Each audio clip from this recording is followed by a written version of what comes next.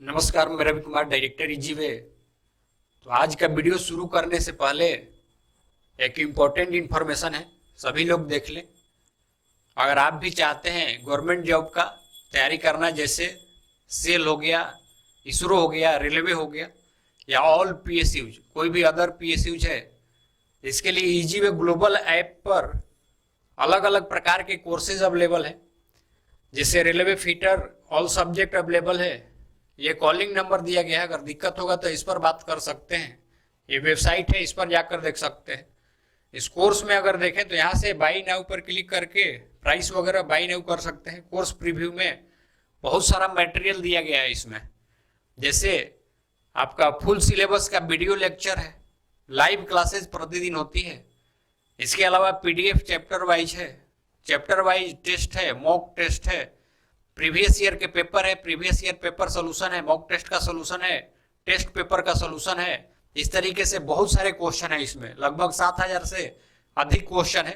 तो किसी भी एग्जाम के लिए अगर आप तैयारी करना चाहते हैं तो अलग अलग कोर्सेज अवेलेबल है, इसमें देख सकते हैं। रेलवे के लिए ये ऑल सब्जेक्ट, इसी तरीके से अगर देखें रेलवे टर्नर ऑल सब्जेक्ट का मतलब मैथ, रीजनिंग, जीके, जीएस, ये सारा चीज इसमें मिल जाएगा और टेक्निकल भी रहेगा। इसके अलावा रेलवे मशीनिस्ट का भी अवेलेबल है कोर्स। इसी तरीके से देखें तो रेलवे फिटर टेक्निकल ओनली, केवल टेक्निकल लेना है तो टेक्निकल ले सकते हैं। ईजीवेन ऐप है, नहीं तो ये कॉलिंग नंबर है, इस बात कर सकते हैं। रेलवे मशीनिस्ट ओनली टेक्निकल के लिए। इसी तरीके से अगर देखें रेलवे टर्नर ओनली टेक्निकल। इसके बाद मास्टर कोर्स है। मास्टर कोर्स मतलब किसी भी पीएसयू की तैयारी कर रहे हैं, किसी भी एग्जाम के लिए, तो इसमें सारा चीज मिल जाएगा। मास्टर कोर्स में ऑल सिलेबस यानी टेक्निकल और नॉन टेक्निकल पार्ट रहेगा। मास्टर कोर्स फिटर के लिए केवल टेक्निकल पार्ट रहेगा, जिसको जो परचेज करना है वो ले सकता है। इसी तरीके से अगर देखें तो नेक्स्ट कोर्स है टर्नर मास्टर कोर्स। टर्नर का स्पेशल थ्योरी का इसमें क्लासेस है। मशीनिस्ट मास्टर कोर्स है। इसी तरीके से और भी कोर्सेज देखें तो फिटर ऑनलाइन टेस्ट है। इसी तरीके से देखें तो टर्नर ऑनलाइन टेस्ट, केवल टेस्ट है ये, इनका सोल्यूशन वगैरह सारा चीज मिल जाएगा इसमें। और मशीनिस्ट ऑनलाइन टेस्ट है। तो जितना भी चीज बताए, अगर एक बार अच्छे से अगर पढ़ाई कर लेते हैं तो 100% मेरा दावा है कि कहीं ना कहीं आपका सिलेक्शन होगा। और ये आज कहने मात्र की नहीं है, जिससे पहले जितना भी सिलेक्शन हुआ है हमारे द्वारा ही पढ़ाए गए स्टूडेंट है। तो एक बार कहा मानिए और इस कोर्स को लेकर के परचेज करके तैयारी कीजिए। 6 से 7 महीने के अंदर आपके पास कोई ना कोई जॉब होगा। तो आज हम लोग बात करने वाले हैं सेल के बारे में, यानी steel authority of India limited.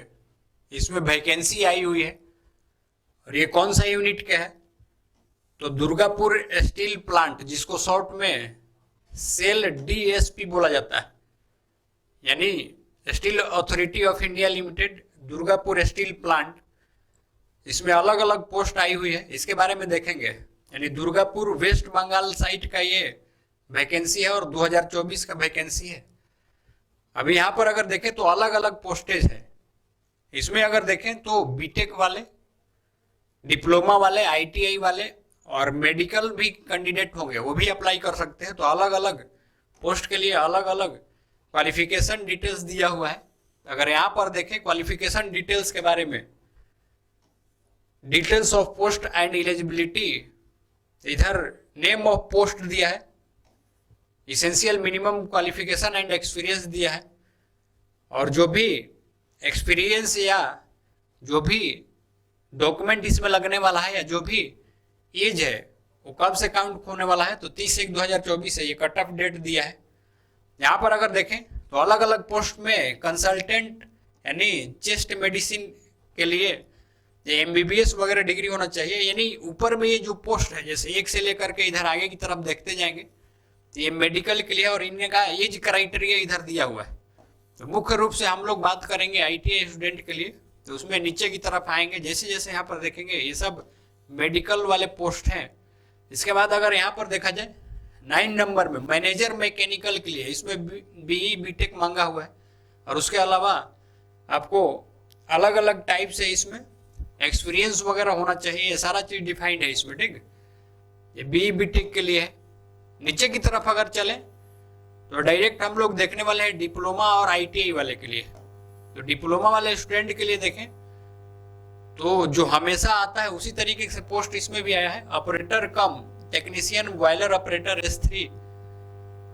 Matriculation उसके अलावा 3 साल का डिप्लोमा मैकेनिकल में होना चाहिए, नहीं तो इलेक्ट्रिकल या केमिकल या पावर प्लांट प्रोडक्शन और इंडस्ट्रियल इंजीनियरिंग या discipline from government recognised institute से। इसके अलावा आपको ये first class boiler attendant certificate होना चाहिए। और एज इसके लिए कितना दिया है, 30 साल। हालांकि एज में आगे छूट भी है, इसके बारे में कुछ चर्चा करेंगे कैसे कि इसके लिए कितना छूट है। अगर मेन पोस्ट ITI के लिए देखें तो इतना पर फोकस करना है। सीरियल नंबर जो 20 है ना, अटेंडेंट कम टेक्नीशियन ट्रेनिंग S1। इसमें अलग अलग ट्रेड के लिए अगर देखा जाए तो इलेक्ट्रीशियन का 10 पोस्ट है, फिटर का 15 पोस्ट, मशीनिस्ट का 10 पोस्ट है, यानी इलेक्ट्रीशियन फिटर मशीनिस्ट। अब इतना 5-10 सीट से आपको घबराने की जरूरत नहीं है। इससे पहले का रिकॉर्ड है EGW का, उसमें 7 सीट है इसमें DSP में ही, दुर्गापुर स्टील प्लांट। हमारे द्वारा पढ़ाए गए 2 स्टूडेंट इसमें मेरिट में टॉप करके और जा करके सेलेक्टेड जॉब कर रहे हैं। इसमें पास करने के बाद डरना नहीं है, सीट काफ़ी है। इसी पर तैयारी इतना मजबूती से करो, इतना मेहनत से करो कि आराम से नौकरी हो जाए। और जैसा कि शुरू में आपको बताए थे कोर्सेज के लिए अगर सहायता चाहिए, सहारा चाहिए तो वहाँ से आप जुड़ सकते हैं कोचिंग से। अगर यहाँ पर देखें इनके लिए क्वालिफिकेशन, अब ये टेक्नीशियन ट्रेनिंग का जो क्वालिफिकेशन है ये मैट्रिकुलेशन होना चाहिए। उसके अलावा ITI रिलेवेंट ट्रेड से, यानी इसके लिए इलेक्ट्रीशियन है तो इलेक्ट्रीशियन के लिए इलेक्ट्रीशियन चाहिए, फिटर मशीनिस्ट के लिए टर्नर का इसमें नहीं दिया है, यानी 3 ट्रेड इसमें अप्लीकेबल है। Only from government recognised institute. कितना लोग इसमें धोखा खा जाता है कि केवल गवर्नमेंट कॉलेज वाला ही भर सकते हैं। अरे गवर्नमेंट रिकॉग्नाइज्ड का मतलब होता है अफिलिएटेड। प्राइवेट वाला कॉलेज भी है ना तो अफिलिएटेड रहता है, तो टेंशन नहीं लेना है, भरना है। अब इसके लिए जो डेट दिया है, एज कितना दिया है, 28 साल दिया है, 28 साल। टोटल पोस्ट अगर देखोगे तीनों ट्रेड का तो 35 हो रहा है। डिप्लोमा वाले के लिए 30 साल एज दिया है, इनका 10 पोस्ट है। समझ मेरा चीज, इनके लिए कितना है तो 10 पोस्ट है। अब यहाँ पर देखें तो 28 और एज में और भी आपको छूट मिलेगा। क्या क्या छूट मिलेगा, अगर OBC है तो उसको 3 साल, SC ST है तो 5 साल, और PWD कैंडिडेट है तो उसके लिए और ज्यादा छूट, एज में छूट का प्रावधान है। एक एक करके वो भी आएगा, यहाँ पर देखेंगे। इस फॉर्म को जल्दी से भरना है, ठीक। लास्ट डेट के बारे में भी आगे चर्चा करते हैं हम लोग। कुछ और भी इम्पोर्टेंट इसमें चीजें हैं उसके बारे में चर्चा कर लेते हैं। फी वगैरह, सेंटर रहेगा कि नहीं रहेगा।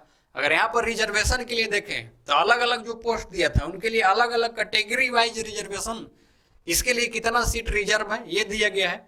अगर यहाँ पर भी अगर देखें तो इलेक्ट्रीशियन फिटर मशीनिस्ट, ये अलग अलग कैटेगरी के लिए सीट रिजर्व है, तो उससे दिक्कत नहीं है। जो आपका कैटेगरी है उसके अनुसार आप भर सकते हो। इसके अलावा और भी अगर देखें तो इसमें एग्जाम पैटर्न क्या होने वाला है तो सभी को लगभग पता है। सेल का सीरीज ही चल रहा है, नौकरी का ही सेल आया है ना, अभी लगातार ये सेल का आ ही रहा है वैकेंसी। तो जो भी टेक्निकल ये टेस्ट है, टेक्निकल जो पोस्ट दिया गया है 9 से लेकर के 20 तक के लिए देखोगे तो उसमें क्या रहेगा, फर्स्ट स्टेज आपका रिटन टेस्ट होगा CBT। उसके अलावा कुछ उसमें पोस्ट है जिसके लिए केवल इंटरव्यू हो जाएगा, लेकिन आपका प्लांट, ये आपका बॉयलर अटेंडेंट और आपका टेक्नीशियन है, इसमें अगर देखोगे तो स्किल टेस्ट होता है CBT पास करने के बाद। तो सिलेबस पर अलग से हम लोग वीडियो एक बनाएंगे, देखेंगे, उसमें पूरा देख सकते हैं आप लोग। वहां पर जाकर कौन कौन सा टॉपिक रहेगा उसके लिए एक डिटेल्स वीडियो बनाएंगे इसमें, ठीक। तो इंटरव्यू या स्किल टेस्ट और ये CBT होगा, सब मेरा चीज ये ध्यान रखना है।